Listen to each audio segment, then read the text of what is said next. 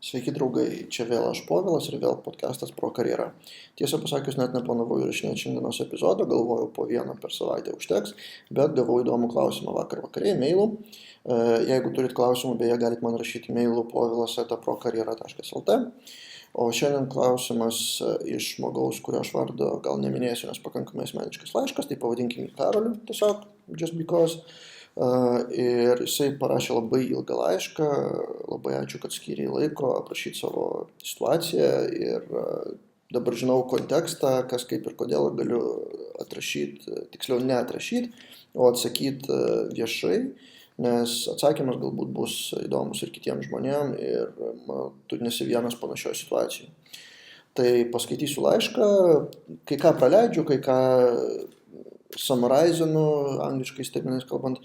Taip, visų pirma, jisai dėkoja, kad aš čia kalbu prieš kamerą, rašo, norėjau pasakyti, jog jūsų labai šaunus podcastai ir jūsų rengiama medžiaga apie programuotojo karjerą. Seku jūs nuo pat susikūrimo, tikrai aktualios ir įdomios temos. Tai ačiū. O dabar pats laiškas ir yra jame 2 klausimai. Pirmas yra toks neakivaizdus klausimas, kurio jisai neužduoda, bet aš noriu pakomentuoti jo situaciją, o antras yra konkretus klausimas. Tai nuo pradžių. Istorija tokia.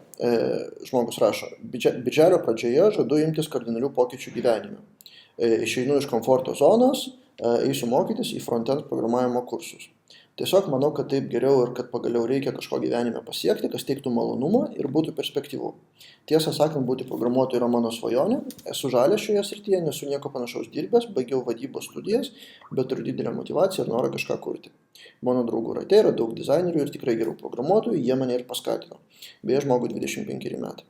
Tačiau norėčiau sustoti ir pakomentuoti, nors jisai nieko neklausė konkrečiai, bet tokią istoriją aš matau ne vieną ir ne 2, labai populiaru tapo persikvalifikuoti programavimą.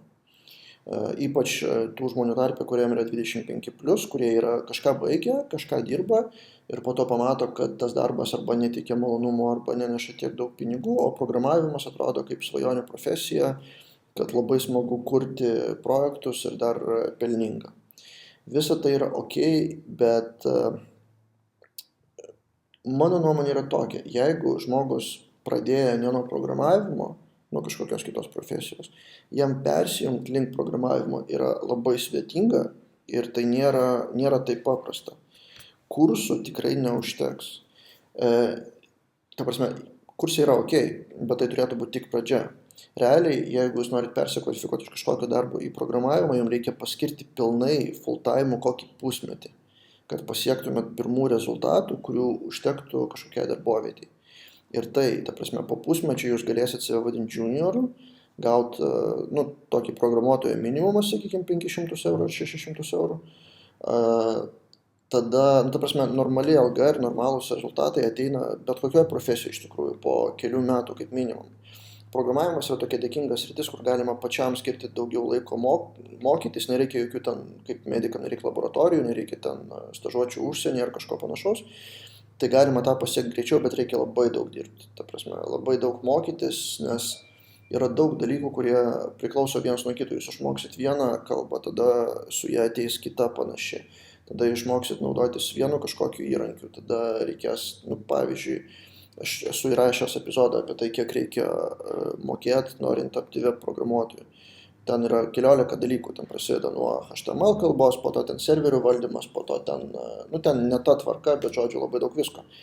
Ir kad žmogus galėtų kurti realius projektus ir juos paleisti, tai dažniausiai yra ne viena programavimo kalba ir ne vienas įrankis, ir dar yra šalutinių tokių skillsų, kaip ten projektų valdymas, arba darbas komandoje, arba kad ir rašymas, tas rašymas yra bendravimas komandoj.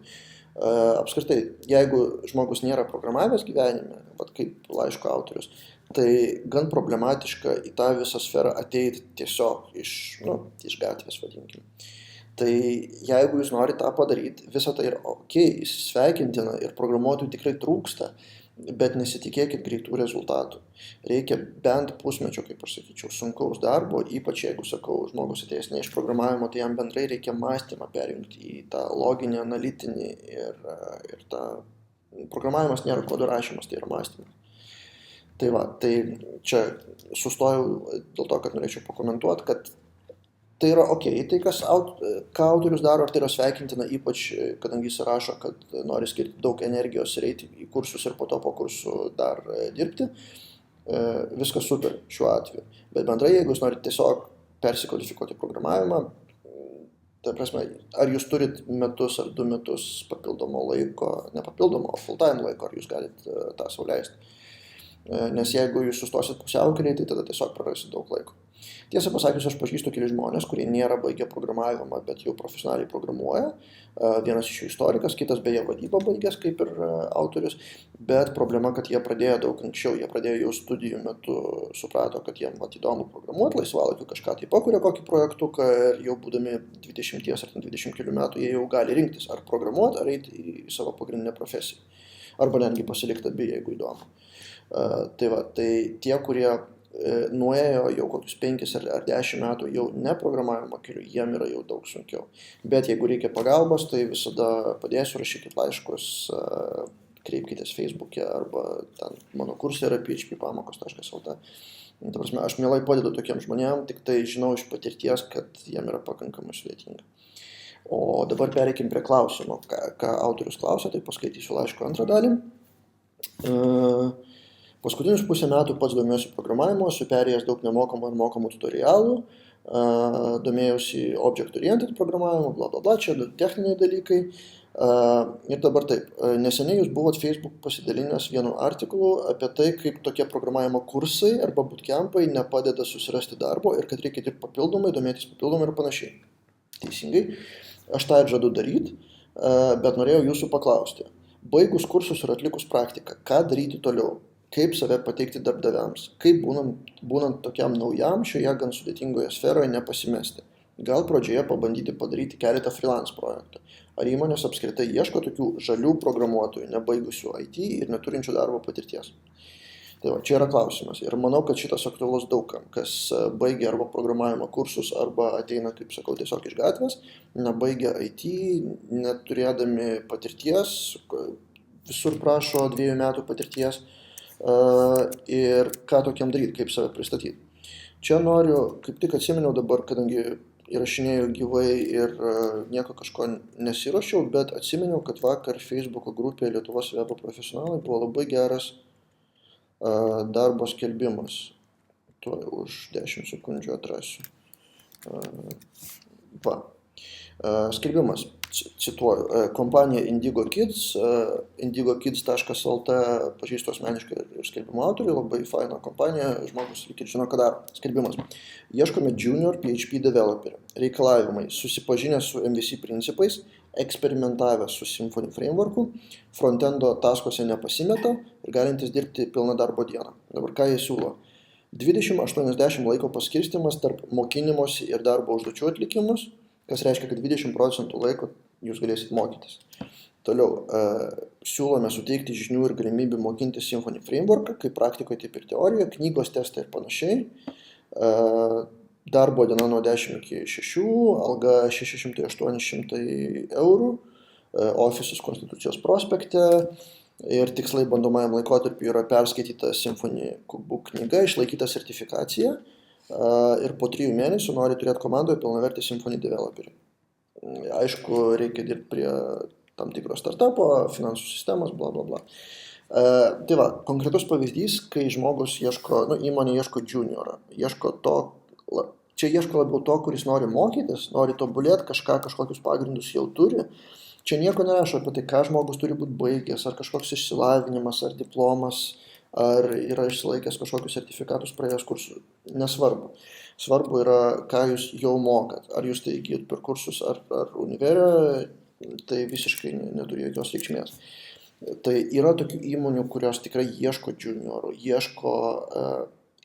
ieško labiau žmonių su degančiom akim ir su noru tobulėti ir nori investuoti juos kokių 3 mėnesių atlyginimą ir pradžioje jie žino, kad žmogus neš nuostolius kompanijai, nes labiau mokinsis negu neš naudos, bet ateityje, netolimoje ateityje bendrom pastangom užaugins jį junior developerį ir toliau jau kils karjeros laiptais.